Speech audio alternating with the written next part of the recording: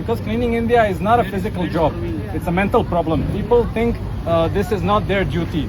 So once this changes, all of these things will come naturally. Even this segregation, even recycling will come naturally. But first, everybody needs to go down Why and should pick we be up. throwing this here? Sorry? Why should we be throwing this Yeah, here? exactly that. But everybody also needs to go down and pick up at least one piece of garbage, because then they're going to be more radical about it. They will prevent people from littering. Because until people themselves do this job, they will think it's somebody else's work. That is so true. That's true. That's an attitude change. हाय जैसे कि आपने अभी ये video देखे जिसमें मैं अक्सर ही साफ़ सफाई या एक सिविक सेंस की बात करता रहता हूँ और बहुत सारी समस्याएं हैं जिनके बारे में हम बात करते रहते हैं। तो इन चीज़ों के बारे में सब लोग बात करते हैं, बट इसके पीछे रीज़न क्या है, क्यों हमारा देश दुनिया के सबसे गंदे देशों में आता है, टॉप 5 कंट्रीज़ में आता है, क्यों यहाँ पे इतनी गंदगी है, क्यों लोगों में सिविक सेंस नहीं है, या और भी बहुत सारी जो समस्याएं हैं उसका मेन रीज़न क्या है, उसके बारे में कभी कोई बात नहीं करता है। लोग डालेंगे सिविक सेंस के बारे में वीडियोस, वो डालेंगे कि इतनी गंदगी है, बाहर भी यार इंडियंस के खिलाफ हेट क्राइम बहुत बढ़ता जा रहा है, क्योंकि ये लोग वहाँ पे भी जाके यही हरकतें करते हैं, एनवायरनमेंट के बारे में कुछ नहीं सोचते हैं। हम आज की डेट में यूट्यूब है, सब जगह एक्सेस है, हम डेनमार्क के वीडियोस देख सकते हैं, फिनलैंड के वीडियोस देख सकते हैं, स्पेन देख सकते हैं, पूरी दुनिया, हर कंट्री बहुत साफ़ सुथरी है, कुछ कंट्रीज़ को छोड़ के बाकी सब कंट्रीज़ बहुत बुरी हैं। बहुत साफ़ सुथरी हैं, बट कुछ कंट्रीज़ बहुत गंदी है, लाइक इंडिया हो गया, बांग्लादेश हो गया, कुछ सर्टेन अफ्रीकन कंट्रीज़ हो गई। तो इन चीज़ों इन कंट्रीज़ में इतना सिविक सेंस बहुत ख़राब लेवल पे होना लोगों का, या इतनी गंदगी फैलाना, या और बहुत सारी जो समस्याएं हैं, अगर हम कंपेयर करें यूरोपियन कंट्रीज से, तो हमारे देश में इन सब चीज़ों के पीछे बेसिक रीज़न क्या है, हम उसके बारे में डिस्कस कर सकते हैं और देख सकते हैं, समझ सकते हैं। और जो भी मैं बोलने वाला हूँ मे बी कंट्रोवर्शियल हो जाएगा, बट नो प्रॉब्लम, होने दो। हमें बेसिक एक आइडिया तो लगना चाहिए लोगों को कि इन सब चीज़ों के पीछे रीज़न क्या है। तो बेसिकली हमारे देश में जितनी भी समस्याएं हैं और जो हम लाइफ जी रहे हैं, that's not a quality life, हम क्वालिटी लाइफ बिल्कुल नहीं जी रहे। तो उसके पीछे रीज़न क्या है, बेसिक रीज़न जो है वो है हम लोगों का डरपोक होना। हाँ, आप थोड़ा अमेज हो जाएंगे, डरपोक, yes, we are very afraid people, बहुत डरे हुए लोग हैं हम डरे हुए क्यों हैं, उसके पीछे का जो कारण है वो हमारी कुछ मान्यताएं, हमारी अपब्रिंगिंग, जैसा हमें बचपन से बना दिया जाता है, हमें बहुत सेल्फ सेंटर और डरा हुआ बना दिया जाता है। फॉर एग्जांपल छोटी छोटी चीज़ें हैं, इस दिन ये नहीं करना, शनिवार को ये नहीं करना, बिल्ली रास्ता काट गई तो आपने रुकना है, थूकना है, वहाँ पे थोड़ी देर रुकना है, या किसी ने छींक दिया तो आप डर जाओगे। तो ये थोड़े बहुत एग्जाम्पल हैं, ज़्यादा एग्जाम्पल मैं दूंगा तो वंस अगेन लोग उसको रिलीजन से जोड़ लेंगे, जबकि इसका किसी रिलीजन से कोई लेना देना नहीं है। ये कुछ बेवकूफ़ों की बनाई हुई परंपराएं, रूढ़ियाँ हैं, जिसके कारण हम लोग इतने डरपोक हो चुके हैं, इतने डरपोक हो चुके हैं कि हम हर एक छोटी छोटी चीज़ में डरने लगे हैं। और जो डरा हुआ आदमी है वो एक सहारा ढूंढता है, वो कोई ना कोई ऐसी ताकतवर शख्सियत दिखे को ढूंढेगा जिसके पीछे वो खड़ा हो सके। उसी का रीज़न है कि हमारे देश में इतनी वर्शिप है नेताओं की और हीरोज़ की और फिल्म एक्टर्स की, लाइक अभी विजय थलापति का जो एक रैली चलनी थी, उसमें भगदड़ हुई है, 40 लोग मर गए।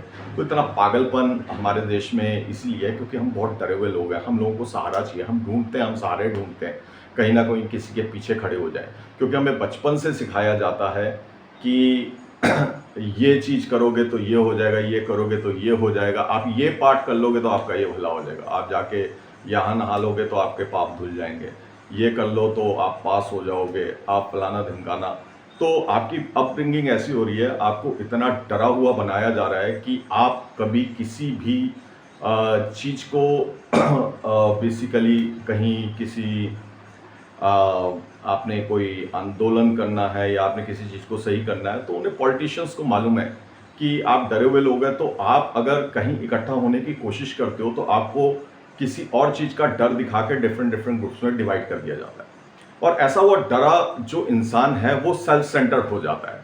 फॉर एग्जाम्पल, आपको अगर बता दिया गया कि अगर आपको ये प्रॉब्लम है तो आप इतने दिन ये पाठ कर लो, या आप जाके यहाँ पे नहा लो, या आप यहाँ पे ये दान कर दो, तो आपके वो जितने दुख दर्द हैं वो कट जाएंगे। तो अब उससे होता क्या है? उससे होता ये है कि आपको ये नहीं बताया गया कि नहीं ये काम गलत है, ये करो मत। दुख दर्द कट जाएंगे तो आपको एक सहारा मिल गया, आपको एक ऑप्शन मिल गया कि ठीक है मैंने गलत किया, कोई बात नहीं, मैं ये कर लूंगा तो ये ठीक हो जाएगा।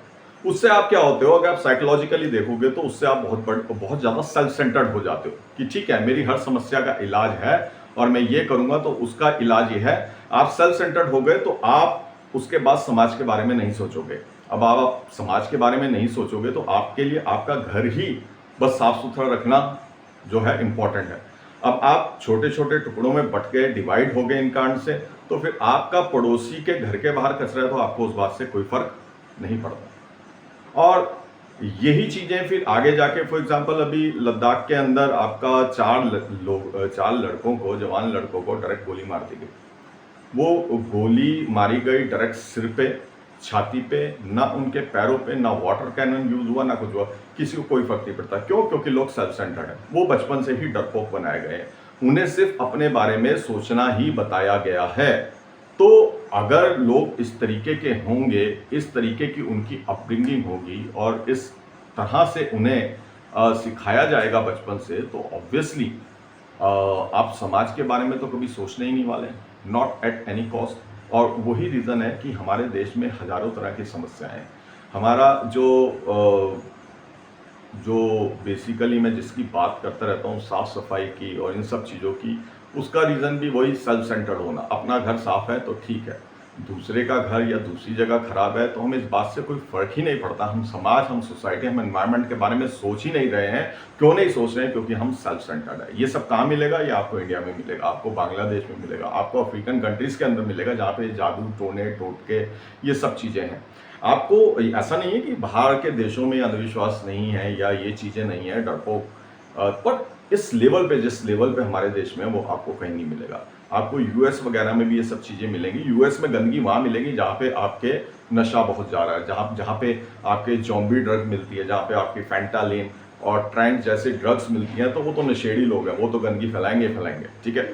लेकिन उसके अलावा जो भी आपके इस तरह के सेल्फ सेंटर इतने डरे हुए लोग नहीं हैं, वहाँ पे आपको ना तो गंदगी मिलेगी, ना ही वहाँ पे इतनी ज़्यादा पॉलिटिशियंस या किसी भी सेलिब्रिटी के पीछे आपको पागलपन दिखेगा। आपको कहीं नहीं दिखेगा किसी यूरोपियन कंट्री में जैसे हमारे देश के अंदर किसी नेता के पीछे पागलों की तरह भीड़ जाती है। हमारा नेता कैसा हो, इसके जैसा हो, उसके जैसे, ऐसे पागलों की भीड़ आपको कहीं नहीं मिलने वाली, क्योंकि वो सेल्फ सेंटर्ड नहीं है। वो सेल्फ सेंटर्ड नहीं है, वो डरे हुए लोग नहीं है। डरे हुए लोगों को ही ऐसे हीरो की ज़रूरत है। डरे हुए और सेल्फ सेंटर लोग ही ये गंदगी फैलाते हैं, सब कुछ करते हैं। तो अगर हम ये सब कुछ ठीक करना चाहते हैं तो हमें इस ये जो डरे हुए हम जो लोग हैं, ये जो परंपराएं हमने पाली हुई हैं, वो भी किसके नाम पे? रिलीजन के नाम पे, जबकि इसका किसी रिलीजन से कोई लेना देना नहीं। हर इंसान अपने धर्म ग्रंथ पढ़ के देख ले और इन बाबों के पीछे जाना बंद करे तो उन्हें पता लगेगा अच्छा इसका इससे कोई रिलेशन है ही नहीं। ये रूढ़ियाँ, ये परंपराएं ये बनाई हुई हैं, किस लिए बनाई हुई हैं? हम लोगों को काबू में रखने के लिए, हमें डरपोक बनाने के लिए। डरपोक बनाने के कारण ही, डरपोक होने के कारण ही हम इस स्टेज पे पहुंचे हैं।